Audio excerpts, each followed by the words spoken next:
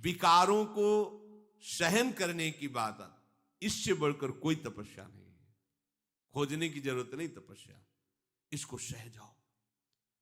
यही सबसे बड़ा तप है, सह जाना। बाहर तो त्वगेंद्री आग सह रही, आग आसपास लगा ली, उसका ताप त्वगेंद्री सह रही, दिखाई देता है, हाँ तो तप कर रहा है, सहन कर रहा है।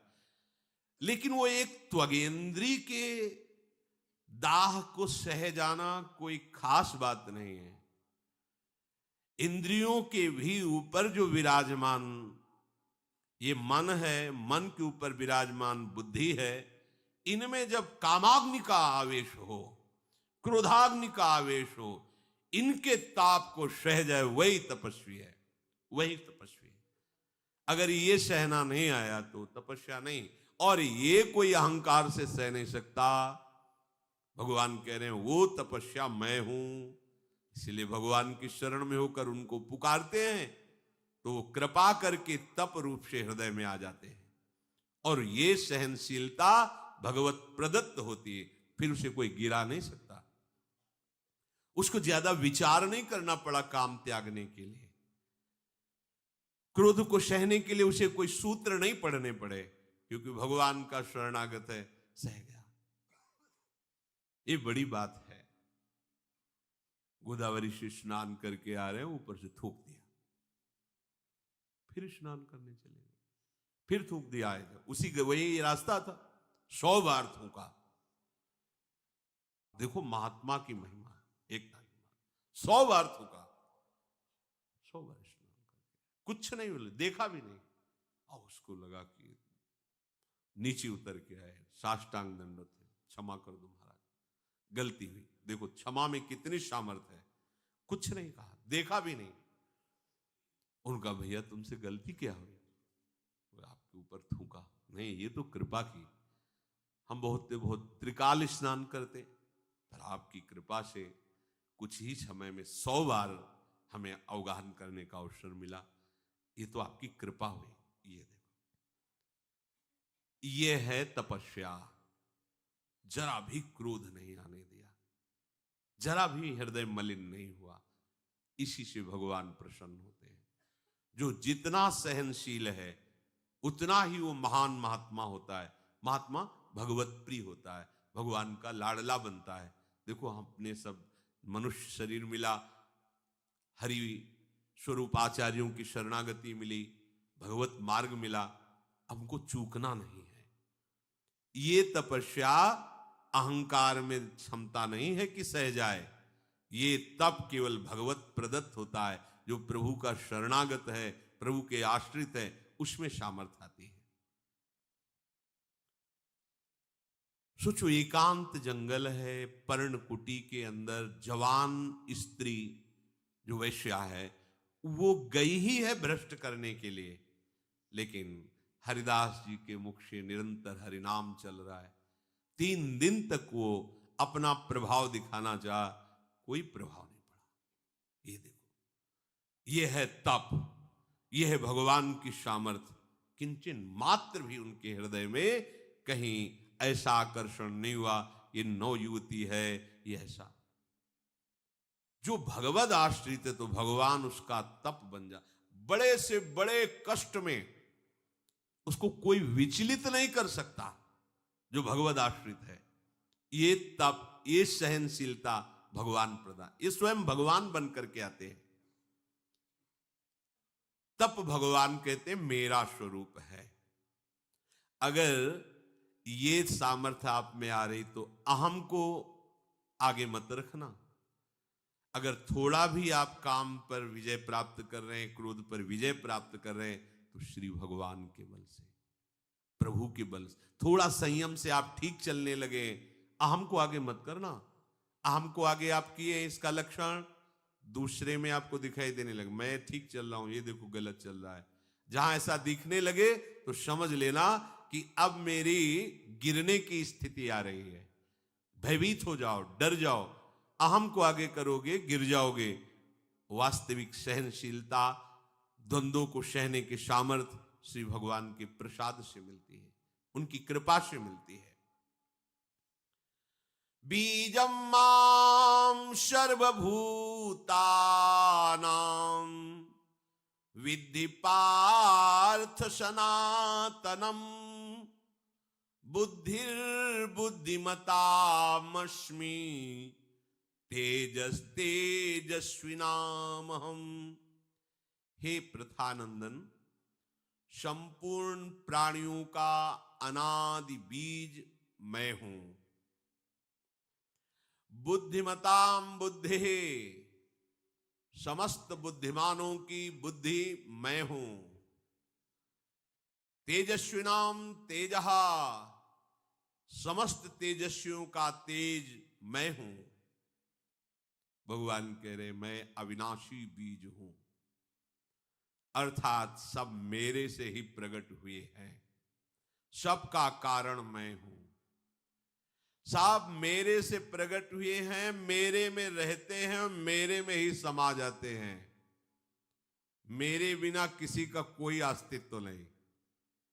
कितनी बढ़िया बात है अगर ये समझ में आ जाए। ना हमारा, ना आपका, न सूर्य का, न चंद्र का, न पृथ्वी का, किसी का कोई अस्तित्व नहीं। सबका अस्तित्व मेरे प्रभु है। जितने बीज हैं उन्हीं से सब कुछ प्रकट होता। मतलब वृक्ष का बीज तो वृक्ष प्रकट होता है, मनुष्य का तो मनुष्य प्रकट होता है। सबका मूल कारण बीज ही होता है। भगवान कह रहे हैं सब बीजों का बीज अविनाशी बीज मैं हूं। तो हम सबके पिता प्रभु हैं, सबके जनक प्रभु हैं। हम सब एक ही प्रभु के बच्चे हैं। ना कोई छोटा है, ना कोई बड़ा है, ना कोई अच्छा है, ना कोई बुरा है, ना कोई उत्तम है, ना कोई अधम है। सब एक ही तत्व के बने हुए हैं। जहां ये बात समझ में आ जाती है, राग द्वेष खत्म हो जाता है। सनातन बीज प्रभु हैं, आदि अंत से रहित हैं, अनादि हैं, अनंत हैं, अविनाशी हैं, विकार रहित हैं।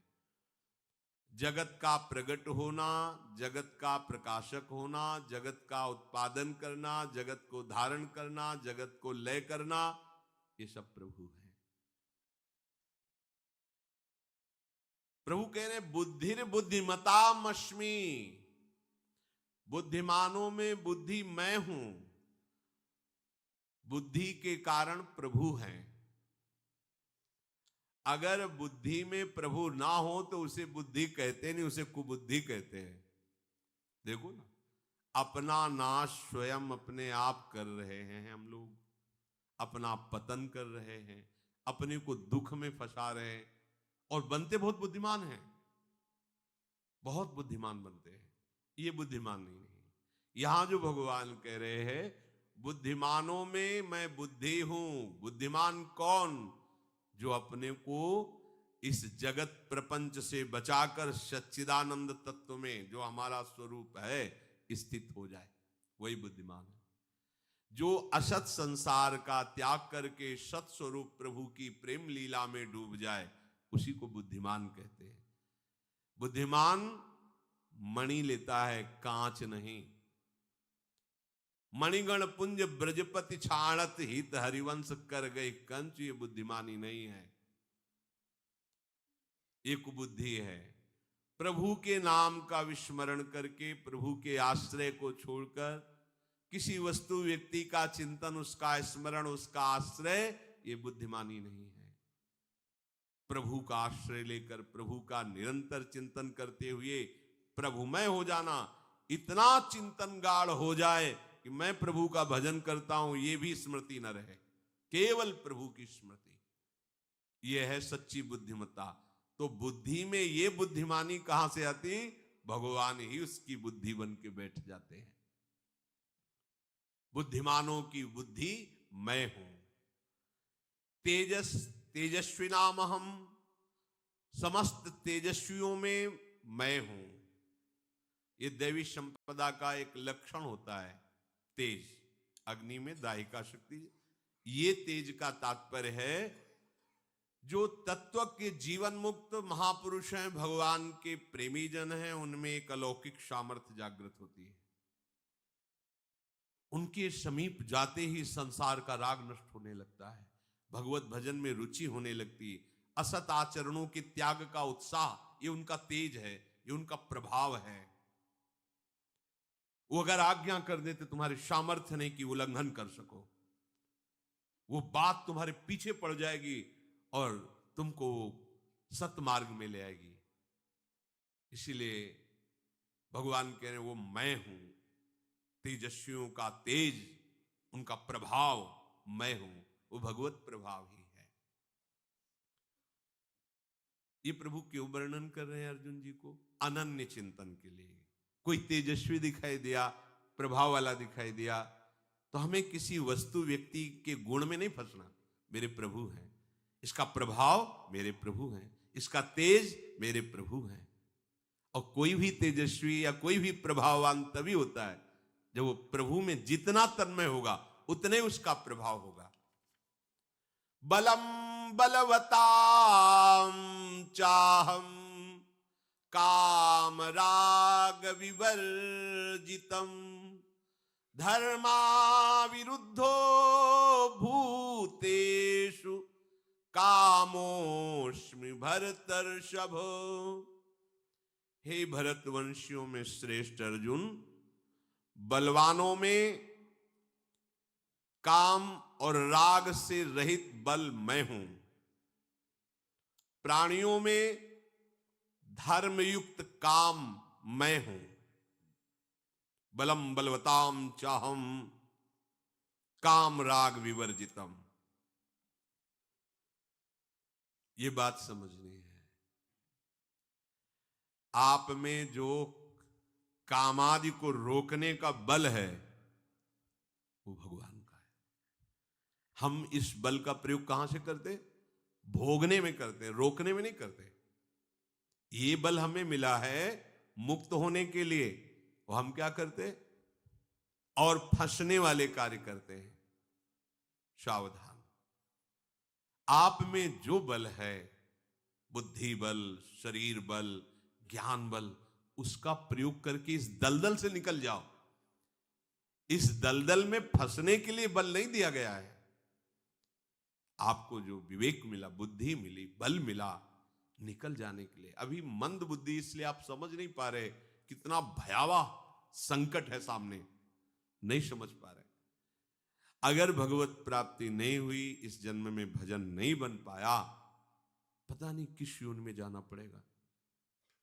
आपकी बुद्धि मंद है, इसलिए वो परिणाम पर प्रकाश नहीं डाल पा रही, नहीं भयभीत हो जाएंगे अभी आप। आज हम अब सुखपूर्वक बैठे हुए हैं, कल कौन सी परिस्थिति होगी?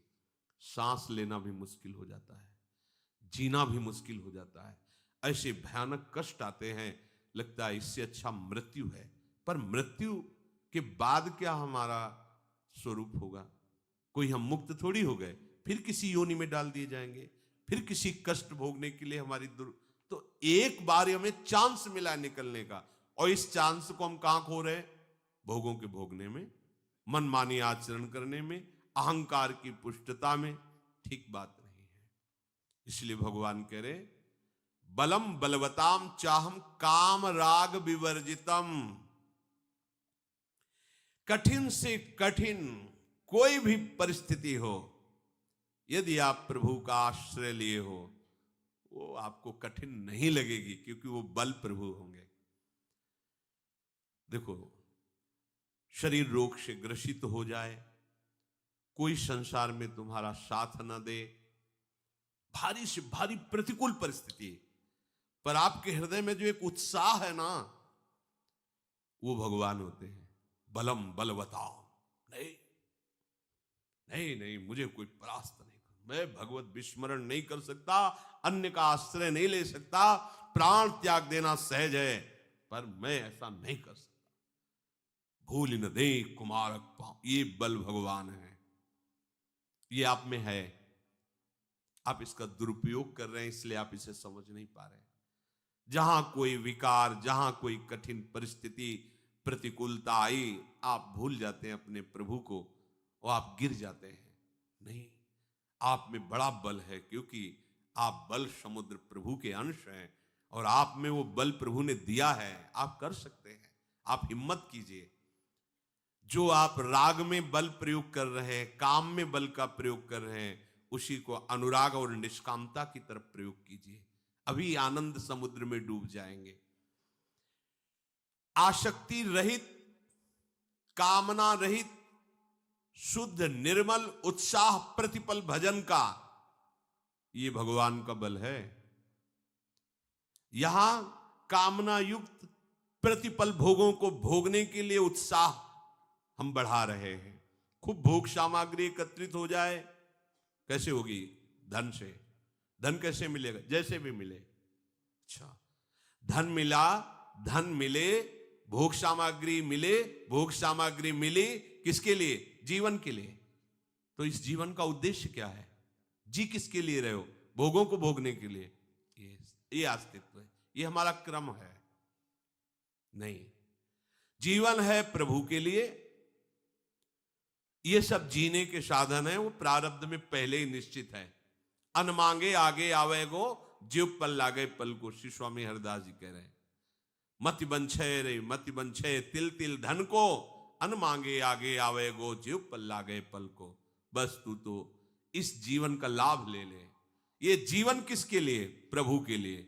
अब आप सही मार्ग में चल दोगे। जीवन किसके लिए? भोगने के लिए। भोग किसके लिए? जीवन के लिए। बस इतने चक्र रह गया। भोग सामग्री संग्रह करो और खूब उनको भोगो, और कुछ नहीं है।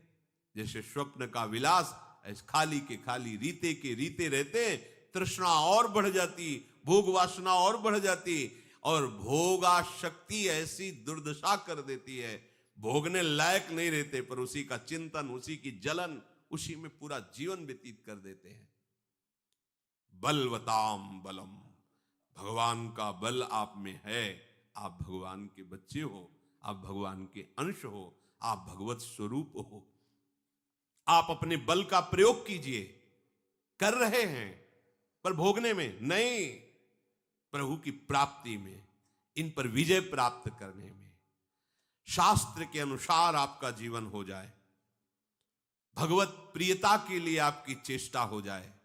सतत नाम, ये जिनके प्रश्न रहते हैं, भजन नहीं होता है, बेकार की बातें हैं। आप अभ्यास विषयों का कर रहे हैं तो विषय चिंतन हो रहा, प्रभु का करें तो भजन होगा।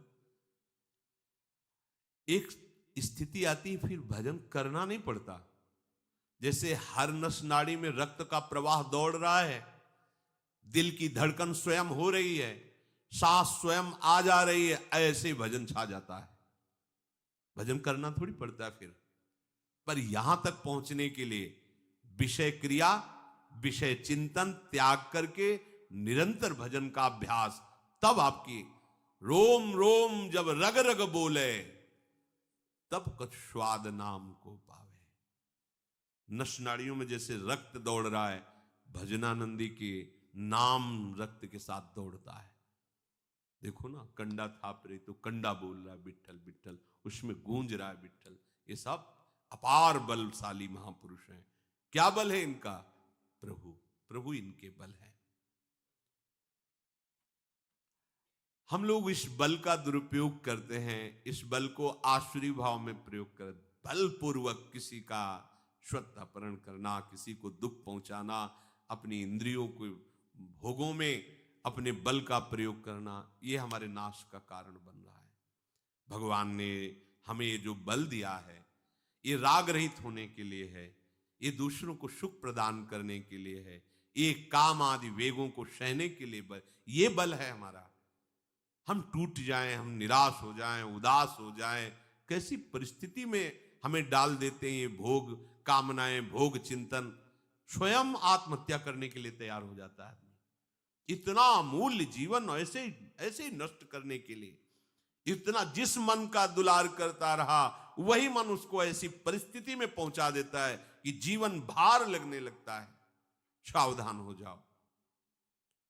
धर्माविरुद्धो भूतेषु कामोस्मि भरतर्षभ। मनुष्यों में धर्म से अविरुद्ध अर्थात धर्मयुक्त काम मैं हूं। सबके अंदर कामना रहती है, कोई ऐसा नहीं जिसके अंदर काम ना हो। उसका मोड़ कर दिया जाता है। अब हमारी कामना का विषय हमारे प्रियालाल है, हमारी कामना का विषय प्रियालाल की सेवा है, हमारी कामना का विषय निरंतर प्रियालाल का चिंतन है, हमारी कामना निकुंज में जाने की है, हमारी कामना प्रियालाल के साथ रहने की है, हमारी कामना एक क्षण भी उनसे हम विलग ना रहे। काम ही तो है। काम का शब्द केवल एक जनेन्द्रीय जनित मलिन क्रिया को नहीं कहते, संपूर्ण कामनाओं को कहते हैं। एक काम की धारा को इनकी तरफ मोड़ दो। सुंदर देखने की इच्छा है तो इनसे सुंदर कौन होगा? युगल सरकार से। सुंदर सुनने की इच्छा है, एक एक अक्षर में प्रेमामृत समुद्र उड़लते जब प्रियालाल बात करते हैं। आहा, गावत सुंदरी हरि सरस धमार, पुलकित खग मृग बहत नवारी। प्रियालाल गा रहे हैं। स्पर्श, इनसे सुंदर किसका स्पर्श होगा? इनके श्री चरणों की सेवा, इनके श्रीअंगों में पोशाक धारण करवाना, आभूषण धारण कर, ये हमारी संपत्ति है।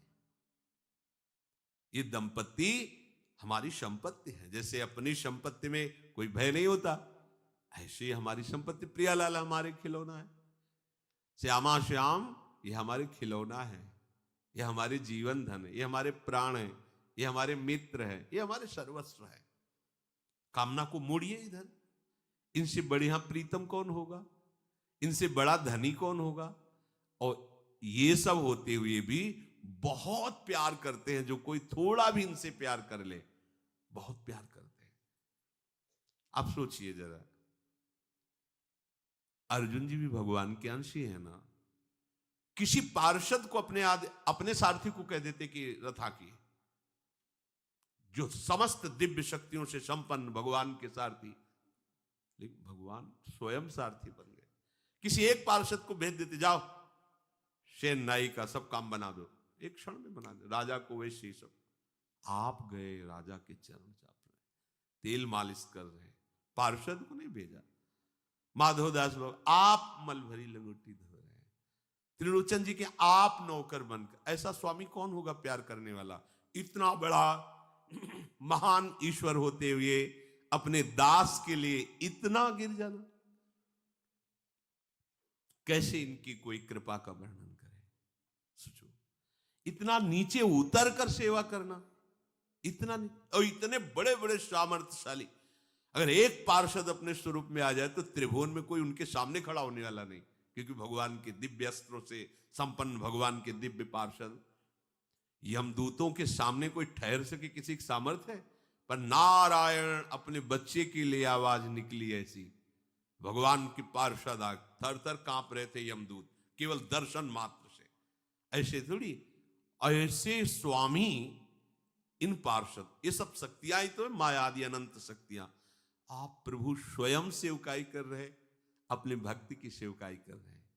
इससे बड़ी प्रसंग आता है ब्रज लीला के अंतर्गत। श्री रूप जी के पास सनातन जी गए, उनके मन में आया अगर आज खीर बना के पवाते, क्योंकि भिक्षावृत्ति से रहते हैं, तो श्री जी स्वयं गई।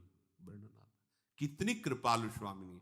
किसी सखी को भेज देती, प्रभु को बोल देती, वो क्षीर समुद्र से दूध ला करके खीर बना के दे देते उनके लिए। कोई स्वयं स्वामी जी अति उदार विवि सुंदर सुरत सूर सुकुमार। अब और हम किसको अपना प्यारा माने, किसको प्रीतम माने? ये कामना रोकनी नहीं है, मोड़नी है, मोड़नी है। ऐसे सुन, मतलब पति भाव से गोपीजनों ने भजा तो बड़े बड़े परमहंसों ने चरण धूली माथे पे धारण की। सखा भाव से भजा, मेरा पुत्र, इस भाव से भजा। अरे वो तो तुम्हारे सब कुछ, स्वामी सेवक गुरु चेला मित्र, कुछ भी बनने के लिए तैयार है। ऐसा कौन स्वामी होगा? ऐसा कौन महान दूसरा हो सकता है जो अपने प्यार करने वालों के लिए कुछ भी बन सकता है? कोई त्रिभुवन में ऐसा कोई त्रिभुवन में नहीं। भीष्म जी ने प्रण लिया दुर्योधन की बार बार प्रेरणा पे। दुर्योधन कहते 10,000 महारथियों को मारते हैं, लेकिन मुझे पता है तुम पांडवों से प्रेम करते हो, हमारे सेनापति पर विजय मनाते पांडवों की हो। बार बार उन्होंने 5 बाण निकाले और कहा अगर मैं कल सुरक्षित रहा तो कल पांडवों का वध निश्चित है। भीष्म प्रतिज्ञा। सूचना फैल गई दोनों शिविरों में, कौरव पक्ष के उत्साहित हो गए। भीष्म प्रतिज्ञा मतलब अटल। द्रौपदी जी ने जब ये बात सुनी तो उनका हृदय कांप गया। प्रभु ने जब ये बात सुनी तो वो भी एक बार सोच में पड़ गए। पांडवों के पास गए, शिविर में सब सो रहे थे।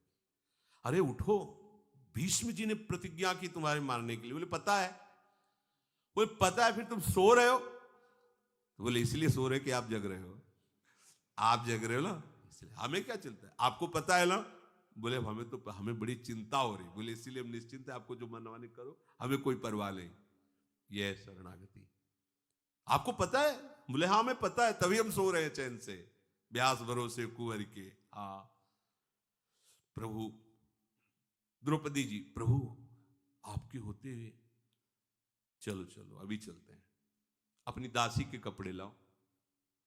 प्रभु दासी की पोशाक पहनते, पादुका अपने पीतांबर में लपेटते द्रौपदी जी की, क्योंकि भीष्म जी महापुरुष हैं। संध्या का समय, तो नंगे पैर उनके दर्शन करने के लिए जा रहे हैं। जितने भी रक्षक हैं वो समझ रहे हैं कि दुर्योधन अभी प्रण करवा के गया है, तो खुशी में उनकी पत्नी दासी के साथ प्रणाम करने आई। बिना किसी प्रश्न उत्तर के सब अंदर गई। भीष्म जी भगवान के चिंतन में थे कि प्रभु आप देख लेना, प्रण तो हो गया है, नाथ आप देख लेना। प्रणाम करते हुए नौवधू को देखा, उनको भी यही भावना आया कि दुर्योधन की पत्नी आई होगी, क्योंकि हमने पांडवों के वध का संकल्प किया। असौभाग्यवती भव। द्रौपदी जी ने घूंघट हटाया और कहा अभी थोड़ी देर पहले सब शिविरों में सूचना पहुंच गई पक्ष और विपक्ष के कि पितामह ने संकल्प लिया है कल 5 पांडवों के वध का, तो आप कैसे हमें सौभाग्यवती कर सकते हैं? वो कहाँ है? वो ये आगे की बात, जो मुझे इतने छल से संकट में डाल दे कि मेरे अंदर सौभाग्यवती कहने का प्रेरणा कर रहा है, और सामने तो वो है कहां? द्रौपदी जी कुछ नहीं बोली, उठ गए तो दासी की जहां तक मर्यादा होती है वहीं दरवाजे पर भीष्म जी ऐसे पकड़ा, ऊपरी वस्त्र ऐसे दासी पादुकाएं द्रौपदी की गिर गई। ओहो, जगत के ईश्वर होते हुए अपने भक्ति की रक्षा के लिए ऐसा। अरे जिनकी पादुका रखने की चौकी को ब्रह्मा शंकर आदि नमन करते हैं, वो अपने भक्त की पादुका से। द्रौपदी से कहा बेटी, भीष्म क्या महाकाल की भी ताकत नहीं है जिसके रक्षक ये है? पर कहा ऐसे नहीं, अगर आप हमको, तो फिर हम भी आपको कहते हैं कि गंगा का पुत्र नहीं कहूंगा अगर कल आपसे अस्त्र न ग्रहण करवा दूं युद्ध में। उनका ये तो हमारी, हम झूठे हो जाएंगे, अपने भक्त के लिए हम झूठे हो जाएंगे। फिर कहा प्रभु हमारी दृष्टि में शिखंडी आज भी अंबा है, उसको सामने खड़ा कर देना, मैं अस्त्र नहीं चलाऊंगा। अर्जुन को आदेश कर देना वो मुझे बाणों से बीन दे, मेरा संकल्प भी बच जाएगा और पांडवों की भी रक्षा हो जाएगी, क्योंकि मैं सुरक्षित नहीं रहूंगा तो मेरा संकल्प जो है बच जाएगा। नहीं तो अगर मैं सुरक्षित रहा तो प्रभु ने कहा हम सुरक्षित रहने ही नहीं देंगे तुम्हें। 6 महीने बाणों की शैया पर पड़े पड़े भगवत स्मरण में मगन हुए। ऐसे कृपालु भगवान अपने भक्त के लिए। ऐसा कौन है जिसका हम आश्रय लें, जिससे हम प्यार करें, जिसको हम अपना कहें? ये कोई कथा वार्ता नहीं, सच्ची मानिए आप प्रभु से अंदर से नहीं जुड़े इसलिए आपको संसार नजर आ रहा है। जिस दिन आप अंदर से जुड़ जाएंगे, कण कण में तुम्हें हर क्षण वो अनुभव कराता रहेगा, मैं हूं, देखो मैं हूं, देखो मैं तुम्हें देख रहा हूं, देखो मैं तुम्हें प्यार कर रहा हूं। सबके हाथों में श्री कृष्ण का ही प्यार नजर आएगा, सबकी आंखों में श्री कृष्ण ही नजर आएंगे, वायु के स्पर्श में श्री कृष्ण का स्पर्श नजर आए। आप केवल अपने चित्त को पलटिए, कामना को पलटिए, प्रभु की तरफ कीजिए। धर्माविरुद्धो भूतेषु कामोस्मि भरतर्षभ। हे भरतवंशियों में श्रेष्ठ अर्जुन, मनुष्यों में धर्म से अविरुद्ध अर्थात धर्म से युक्त कामना, ये मेरा स्वरूप है, धर्म से युक्त। क्योंकि अगर धर्म से रहित तो फिर आसुरी भाव है और वो नष्ट करने वाला है। अगर लौकिक काम की भी आज्ञा दी गई है तो सद गृहस्थी की मर्यादा के अनुसार पाणी ग्रहण आदि संस्कार करके भगवान की प्रसन्नता के लिए, सृष्टि सम्यक पूजा के लिए, वो संतानोत्पत्ति, वो भी भगवत स्वरूप मानी गई है। वासना की पूर्ति के लिए नहीं, भगवत प्रसन्नता के लिए। शेष समय ब्रह्मचर्य रह करके भगवत आराधन पूर्वक सृष्टि की जो सेवाएं हैं उनको भगवत स्वरूप मान करके करे, वो महात्मा ही होता है, वो भगवत स्वरूप ही माना जाता है, वो ब्रह्मचारी ही माना जाता है। वो राग रहित हो जाएगा, उसे काम फंसा नहीं पाएगा जो धर्म से चलेगा। जो अधर्म से युक्त हो जाता है, यही काम ऐसी उसको जलन पैदा करता है, ऐसी आसक्ति पैदा करता है, वो भ्रष्ट होते होते पशुओं से भी नीचे गिर जाता है। काम जब धर्म से युक्त होता है तो काम हमारे अधीन होता है, और जब हम धर्म से विमुख हो जाते हैं तो हम काम के अधीन होते हैं। काम के अधीन हो जाने पर फिर ये नहीं दिखाई देता कि ये कौन है। ऐसी मदांधता चढ़ती है कि वो पवित्र संबंधों को भी दूषित करने लगता है। कोआ मदांधो मदना तुरोवा।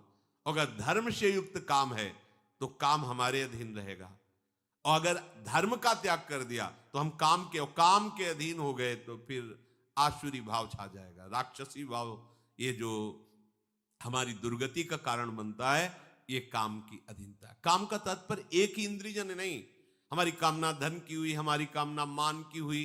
अपने मान की रक्षा के लिए हम दूसरों को मरवा सकते हैं, अपने धन की कामना के लिए हम दूसरों की चोरी कर सकते हैं, बहुत तरह की कामनाएं। जब हम धर्म से युक्त होंगे तो कामना हमारे अधीन होगी, जब अधीन होगी तो सही मार्ग चलेंगे। और जब हम धर्म से विमुख होंगे, भगवत विमुख होंगे, तो हम कामना के अधीन होंगे और कामना हमारा नाश कर देगी। जब तक हम भगवत सन्मुखता धारण नहीं करते, ये कामनाएं हमें जलाती रहेंगी, ये कामनाएं हमारी दुर्गति करती रहेंगी। इसलिए भगवद आश्रय लेकर ये जन्म केवल प्रभु को दे दो, केवल प्रभु को। बहुतों से प्यार किया है, बहुत सी कामनाओं की पूर्ति के लिए बहुत से जन्म दिए हैं, एक बार ये जन्म जितना बचा है वो प्रभु को दे दो, फिर आप देख लेना, निहाल हो जाओगे। अगर आज शाम तक ही प्राण छूट गए तो भी आपका घाटा नहीं होगा। आज अभी बात स्वीकार करो, शाम तक प्राण छूट जाए तो घाटा नहीं होगा, आपकी उन्नति होगी। आपको परमार्थ का या अवसर देंगे और या परमार्थ का फल दे देंगे, दोनों बात है। अगर उनकी इच्छा हुई कि इसे साधन परायण बनाकर जगत मंगल के लिए तो भेज देंगे, भक्ति का अंदर बल दे करके। और अगर उनको लगा कि नहीं, तो अभी आपने निश्चय किया है वो शाम तक शरीर छूट जाए तो भगवत प्राप्ति हो जाएगी। बड़े कृपालु हैं प्रभु, बड़े कृपालु हैं। एक क्षण में सारे के सारे अंदर जितने दोष सब नष्ट कर सकते हैं, बस हम अहंकार रहित होकर उनका आश्रय लेकर भजन परायण